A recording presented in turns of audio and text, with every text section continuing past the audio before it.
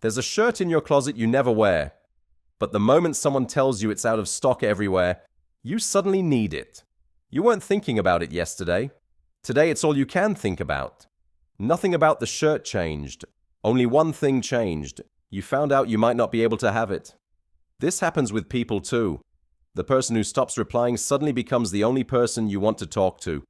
The job that rejects you becomes the job you can't stop thinking about. The door that closes is always the one you wanted open. Your brain is doing something very specific here. And once you see it, you'll notice it everywhere. In your relationships, your shopping habits, your career, even your arguments. In 1966, psychologist Jack Brehm proposed a theory that explained this perfectly. He called it psychological reactance. The core idea is simple but powerful. Whenever your sense of freedom is threatened, your brain responds by wanting that freedom even more intensely than before. Brehm ran an experiment with children and toys. He gave them two equally attractive toys to choose from. Then he placed a clear barrier in front of one of them, visible but unreachable. The children didn't lose interest in the blocked toy. They wanted it more, significantly more than the toy they could freely access. The barrier didn't reduce desire, it created it. Here's why this makes evolutionary sense. For most of human history, resources were genuinely scarce. Food, mates, shelter, status, these were limited and competition was real. An animal or early human who didn't fight for access to scarce resources often didn't survive. So your brain developed a simple rule. If something is hard to get, it's probably valuable. If access is restricted, fight harder for it. This rule worked well when scarcity was usually real. A blocked water source probably did mean something important was being protected. A guarded food supply probably was worth guarding. But your brain can't tell the difference between real scarcity and manufactured scarcity. And the modern world has learned exactly how to exploit that.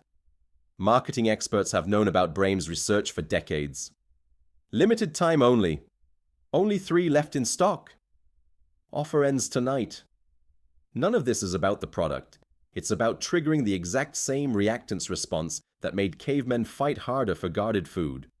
The product doesn't become more valuable. Your brain just thinks it does, because access is being threatened. This explains something else too. Why telling someone not to do something often makes them want to do it more. Tell a teenager not to go somewhere, and suddenly that's the only place they want to be. Tell someone they can't have a relationship, and the relationship becomes magnetic. This isn't rebellion for its own sake. It's reactance. Your brain protecting a freedom it perceives is under threat. Researcher Jack Brehm, who continued this research, found that reactance is strongest when the restriction feels arbitrary or unfair.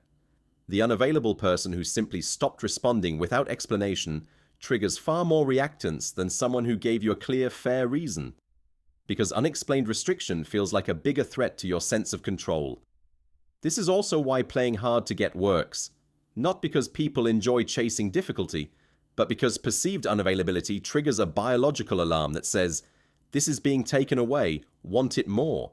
So what do you do with this information? The next time you find yourself suddenly desperate for something you weren't thinking about yesterday, pause and ask, did this actually become more valuable? Or did I just find out I might not be able to have it? Often the desire isn't about the thing itself. It's about your brain's ancient alarm system reacting to a closing door, not the value of what's behind it. You can't turn off reactance. It's built too deep into how your brain processes freedom and threat. But you can recognize it, and recognizing it is often enough to take the power back. The shirt isn't more valuable because it's sold out. It just feels that way.